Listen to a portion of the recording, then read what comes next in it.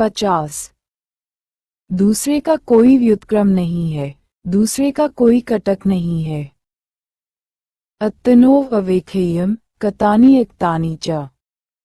न परेस न दूसरे का विलोमानी विरोध करे, विपरीत कार्यों दोषों को न परेस न दूसरे का कताक्तम कृत अकृत को देखे, अच्छे बुरे कार्यों को देखे। अतनो वह अपना ही, कतानी किया हुआ, च इक्वल्स और एकतानी इक्वल्स न किया हुआ, अवेखेयम देखने योग्य समझे, देखे। दूसरों की विरोधी या विपरीत बातों की ओर ध्यान मत दो, दूसरों के दोष पर ध्यान मत दो और न ही दूसरों के किए न किए कर्मों को देखो, बल्कि हमें ये देखना चाहिए कि हमने क्या किया है। किसी को दूसरों में दोष नहीं निकालना चाहिए, किसी को दूसरों की कमियां, चूकें और गलतियां नहीं देखनी चाहिए, बल्कि अपने किए और न किए गए कार्यों को देखना चाहिए, अपने बारे में स्पष्टता की तलाश करनी चाहिए। कुछ लोगों की नज़र हमेशा बाहर की ओर रहती है, दूसरों के कामकाज पर ज्यादा ध्यान रखते हैं। ऐसे नकारात्मक विचार और दिशा वाले लोग हमेशा दूसरों की आलोचना, निंदा, विरोध और प्रतिक्रिया में ही लगे रहते हैं।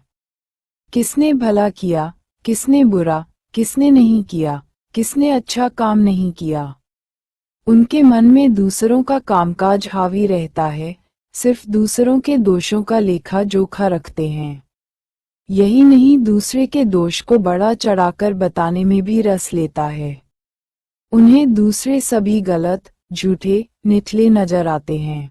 उन्हें स्वयं को छोड़कर सारे जगत की चिंता रहती है कि कौन क्या कर रहा है और मौका मिलते ही उनको लोगों को गिनाऊं।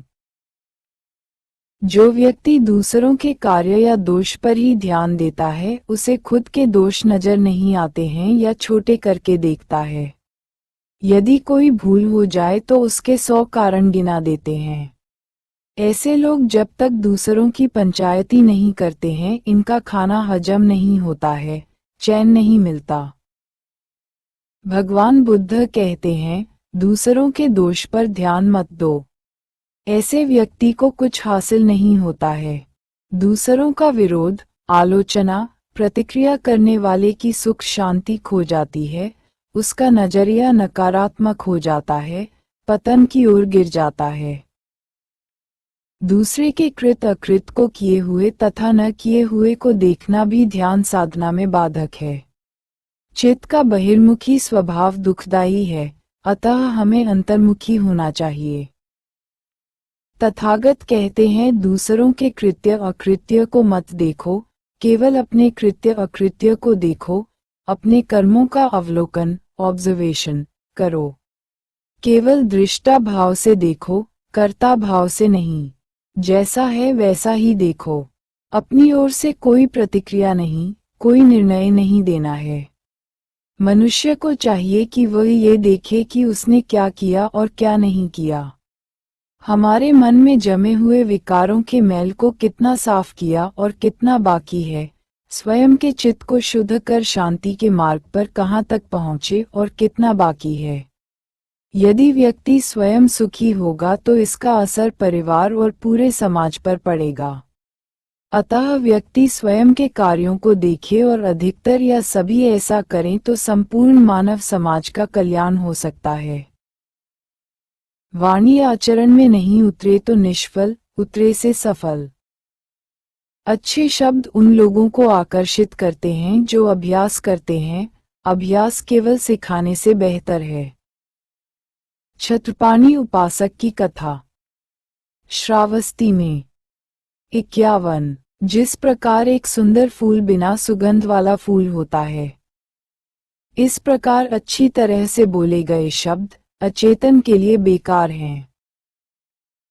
जैसे पाए सदृश, रुचिराम, सुंदर, मनभावन, पुष्पम सुखद दिखने वाला फूल वन्नावंतम सुंदर, रंगीन है, लेकिन अगर यह गंध के बिना है तो ये बेकार है। और इसी तरह सुभाषिता वाचा सुव्यवस्थित मौखिक भाषण अकुबतों का संचालन किए बिना निष्फल है। जैसे कोई पुष्प सुंदर, आकर्षक रंग वाला होने पर भी गंध रहित हो, वैसे ही उत्तम वचन भी व्यर्थ ही साबित होते हैं, यदि कोई उसके अनुसार आचरण न करे।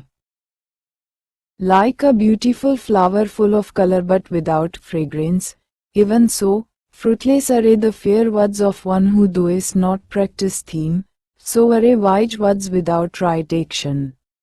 यदि कोई व्यक्ति शास्त्रों को पढ़कर, रटकर कितने ही अच्छे लुभावने प्रवचन दे, उपदेश करें लेकिन उन सुभाषित वचनों, सुंदर वाणी के अनुसार आचरण नहीं करे, जीवन में नहीं उतारे तो उसके लिए सिर्फ भाषण देना, वाचन करना व्यर्थ है।